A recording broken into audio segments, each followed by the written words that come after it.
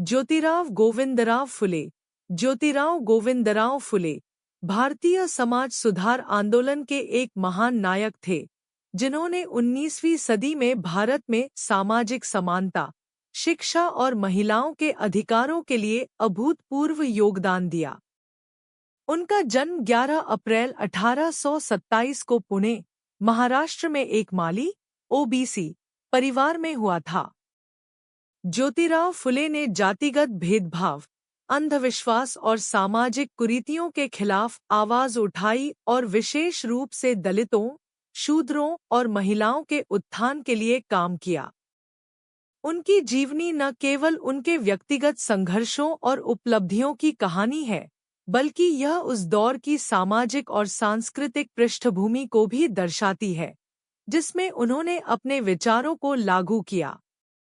यह लेख ज्योतिराव फुले की जीवनी को 3000 शब्दों में विस्तार से प्रस्तुत करता है, जिसमें उनके प्रारंभिक जीवन, शिक्षा, सामाजिक कार्य, लेखन और उनके द्वारा स्थापित सत्यशोधक समाज के योगदान को शामिल किया गया है। प्रारंभिक जीवन और पारिवारिक पृष्ठभूमि। ज्योतिराव फुले का जन्म पुणे के कटगंज क्षेत्र में एक माली परिवार में हुआ था। उनके पिता गोविंदराव फुले एक छोटे-मोटे व्यापारी और किसान थे, जो फूल और सब्जियों का व्यापार करते थे। उनकी माता चिमणाबाई एक साधारण गृहिणी थी। ज्योतिराव का परिवार आर्थिक रूप से मध्यम वर्ग का था, लेकिन सामाजिक रूप से माली समुदाय को उस समय शूद्र वर्ग में गिना जाता था, जिसके कारण उन्हें सामाजिक भेदभाव का सामना करना पड़ता था। ज्योतिराव का बचपन सामान्य था, लेकिन उनकी बुद्धिमत्ता और जिज्ञासा बचपन से ही स्पष्ट थी। उनके पिता ने उनकी प्रतिभा को पहचाना और उन्हें शिक्षा दिलाने का निर्णय लिया। उस समय निम्न जातियों के लिए शिक्षा प्राप्त करना असामान्य और कठिन था, क्योंकि ब्राह्मणवादी व्यवस्था में शिक्षा का अधिकार मुख्य रूप से उच्च जातियों तक सीमित था।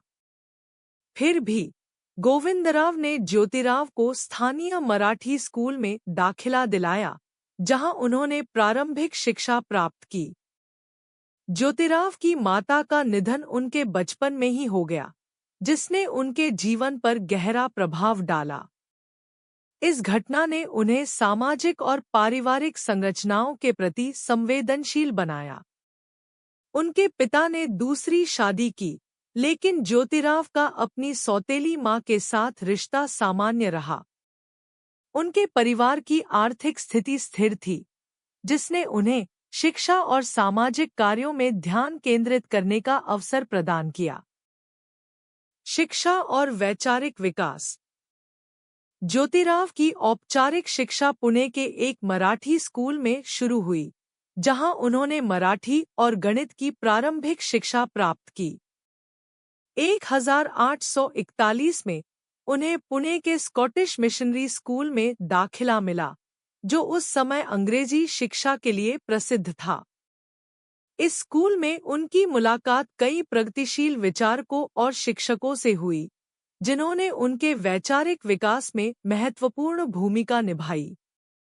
स्कॉटिश मिशनरियों के माध्यम से उन्हें पश्चिमी दर्शन, तर्कशास्त्र और मानवतावादी विचारों से परिचय हुआ। ज्योतिराव ने थॉमस पेन की पुस्तक राइट्स ऑफ मैन पढ़ी, जिसने उनकी सोच को गहराई से प्रभावित किया। इस पुस्तक ने उन्हें समानता, स्वतंत्रता और मानव अधिकारों के विचारों से प्रेरित किया। इसके अलावा उन्होंने बुद्ध, कबीर और अन्य भारतीय संतों के विचारों का भी अध्ययन किया, जो सामाजिक समानता और मानवता पर आधारित थे।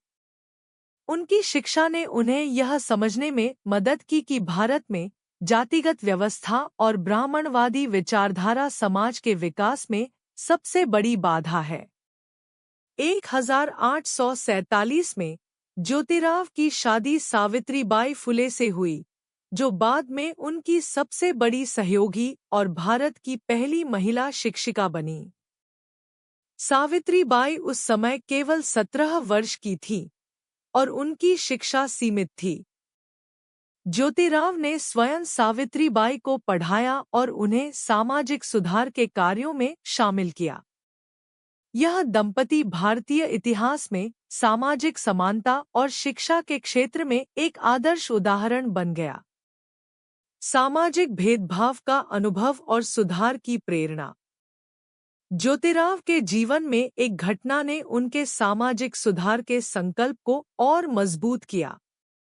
1848 में जब वे अपने एक ब्राह्मण मित्र के विवाह में शामिल हुए तो उन्हें उनकी निम्न जाति के कारण अपमानित किया गया और बारात से बाहर निकाल दिया गया। इस घटना ने उन्हें गहरा आघात पहुंचाया और जातिगत भेदभाव की गहरी जड़ों को समझने का अवसर दिया। इस अनुभव ने उन्हें यह संकल्प दिलाया कि वे अपने जीवन को सामाजिक समानता और शोषित वर्गों के उत्थान के लिए समर्पित करेंगे। ज्योतिराव ने देखा कि ब्राह्मणवादी व्यवस्था ने न केवल निम्न जातियों को शिक्षा और सामाजिक सम्मान से वंचित किया था, बल्कि महिलाओं को भी गुलामी की जंजीरों में जकड़ रखा था। उस समय विधवाओं की स्थिति विशेष रूप से दयनीय थी और सती प्रथा जैसी कुरीतियां समाज में प्रचलित थी। इन सामाजिक बुराइयों ने ज्योतिराव को समाज सुधार के लिए प्रेरित किया। शिक्षा के क्षेत्र में क्रांति। पहला बालिका विद्यालय। ज्योतिराव फुले ने शिक्षा को सामाजिक परिवर्तन का सबसे शक्तिशाली हथियार माना। उनका मानना था कि शिक्षा के बिना निम्न जातियों और महिलाओं का उत्थान असंभव है। 1848 में उन्होंने पुणे में लड़कियों के लिए पहला स्कूल खोला, जो भारत में अपनी तरह का पहला प्रयास था। इस स्कूल में सावित्रीबाई फुले ने शिक्षिका की भूमिका निभाई। उस समय लड़कियों को पढ़ाना सामाजिक रूप से अस्वीकार्य माना जाता था और इस कार्य के लिए फुले दंपति को भारी विरोध का सामना करना पड़ा। उच्च जातियों के लोगों ने इस स्कूल का विरोध किया और फुले दंपति पर सामाजिक बहिष्कार और अपमान का दबाव डाला। यहाँ तक कि ज्योतिराव के पिता ने भी सामाजिक दबाव के कारण उन्हें घर छोड़ने के लिए कहा। फिर भी ज्योतिराव और सावित्रीबाई ने हार नहीं मानी। उन्होंने अपने मिशन को जारी रखा और धीरे धीरे समाज में शिक्षा के प्रति जागरूकता बढ़ाई। 1851 तक फुले दंपति ने पुणे में 3 लड़कियों के स्कूल स्थापित किए। इन स्कूलों में न केवल निम्न जातियों की लड़कियां पढ़ती थीं, बल्कि विभिन्न सामाजिक पृष्ठभूमि की लड़कियों को भी शिक्षा दी जाती थी। ज्योतिराव ने शिक्षण पद्धति में भी सुधार किया और तर्कशील और वैज्ञानिक दृष्टिकोण को बढ़ावा दिया। सत्यशोधक समाज की स्थापना। 1873 में ज्योतिराव फुले ने सत्यशोधक समाज की स्थापना की, जो उनके सामाजिक सुधार आंदोलन का सबसे महत्वपूर्ण योगदान है। सत्यशोधक समाज का मुख्य उद्देश्य था सत्य की खोज करना और सामाजिक समानता को बढ़ावा देना। इस संगठन ने जातिगत भेदभाव, अंधविश्वास और ब्राह्मणवादी वर्चस्व के खिलाफ आवाज उठाई। सत्यशोधक समाज ने निम्नलिखित सिद्धांतों पर काम किया। समानता। सभी मनुष्य जन्म से समान है और किसी भी व्यक्ति को उनकी जाति, लिंग या धर्म के आधार पर भेदभाव नहीं सहना चाहिए। शिक्षा सभी के लिए सुलभ होनी चाहिए, विशेष रूप से शूद्रों, अतिशूद्रों और महिलाओं के लिए। तर्क और विज्ञान। अंधविश्वास और धार्मिक रूढ़ियों के बजाय तर्क और वैज्ञानिक दृष्टिकोण को अपनाना। महिला सशक्तिकरण। महिलाओं को शिक्षा और सामाजिक सम्मान प्रदान करना। सत्यशोधक समाज ने निम्न जातियों और शोषित वर्गों को संगठित किया और उन्हें अपने अधिकारों के लिए लड़ने के लिए प्रेरित किया। इस संगठन ने गैर ब्राह्मण आंदोलन को मजबूती प्रदान की और महाराष्ट्र में सामाजिक जागरूकता फैलाई। सत्यशोधक समाज ने विवाह, अंत्येष्टि और अन्य सामाजिक रीति रिवाजों में सुधार की वकालत की, ताकि ये सभी के लिए सुलभ और समान हो। लेखन और वैचारिक योगदान। ज्योतिराव फुले न केवल एक समाज सुधारक थे, बल्कि एक प्रखर लेखक और विचारक भी थे। उन्होंने अपनी पुस्तकों और लेखों के माध्यम से सामाजिक कुरीतियों और ब्राह्मणवादी व्यवस्था की आलोचना की। उनकी कुछ प्रमुख रचनाएं निम्नलिखित हैं। तृतीय रत्नमाला 1855 उदास स्माइली, यह उनकी पहली प्रकाशित रचना थी, जिसमें उन्होंने शिक्षा और सामाजिक सुधार के महत्व पर जोर दिया। गुलामगिरी 1873 उदास स्माइली, यह उनकी सबसे प्रसिद्ध पुस्तक है, जिसमें उन्होंने भारतीय समाज में जातिगत गुलामी और शोषण की तुलना अमेरिका में दास प्रथा से की। इस पुस्तक में उन्होंने ब्राह्मणवादी व्यवस्था को सामाजिक असमानता का मूल कारण बताया। शेतक्यांचा आसूड 1883 उदास स्माइली, इस पुस्तक में उन्होंने भारतीय किसानों की दयनीय स्थिति और उनके शोषण का वर्णन किया।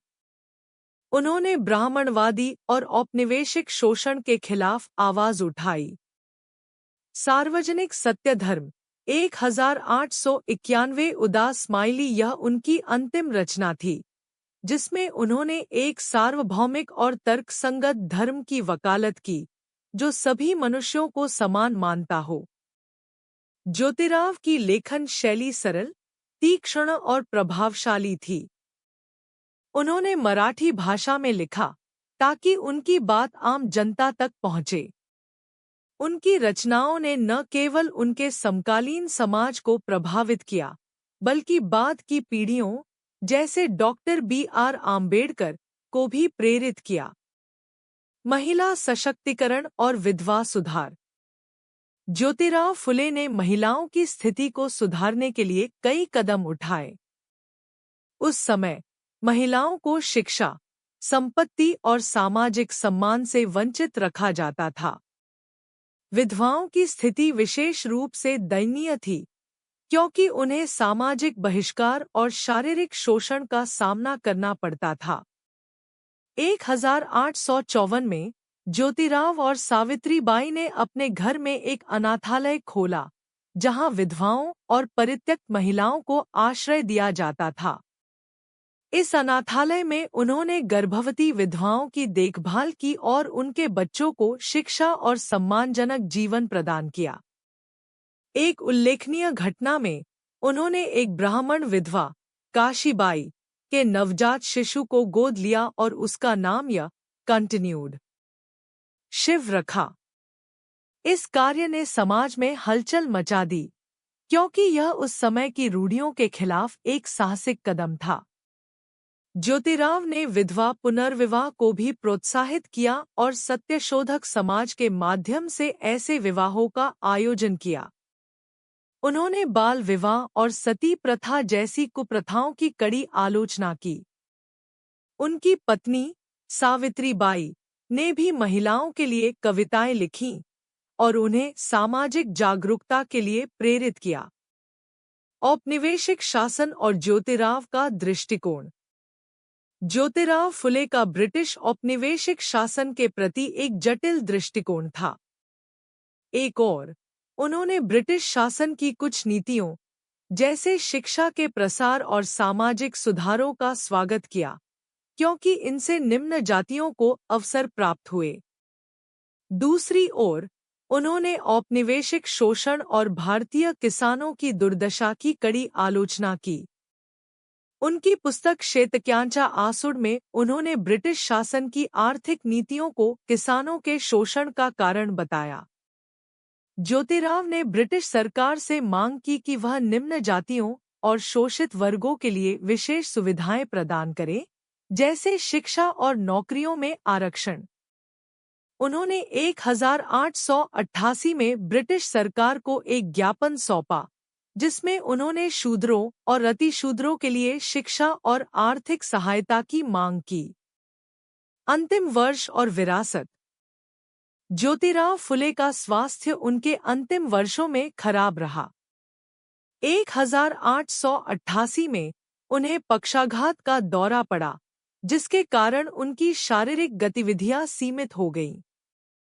फिर भी उन्होंने लेखन और सामाजिक कार्य जारी रखा।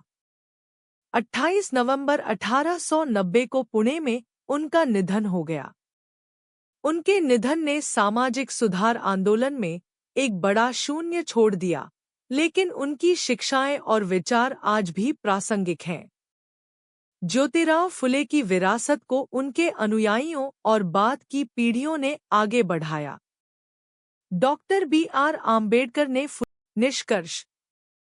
ज्योतिराव फुले एक ऐसे युग में सामाजिक समानता और मानवता के लिए लड़े, जब समाज रूढ़ियों और अंधविश्वासों में जकड़ा हुआ था। उन्होंने न केवल अपने समय की सामाजिक बुराइयों को चुनौती दी, बल्कि भविष्य की पीढ़ियों के लिए एक प्रेरणादायक मॉडल भी स्थापित किया। उनकी शिक्षा, लेखन और सत्यशोधक समाज के माध्यम से किए गए कार्यों ने भारतीय समाज को गहरे रूप से प्रभावित किया।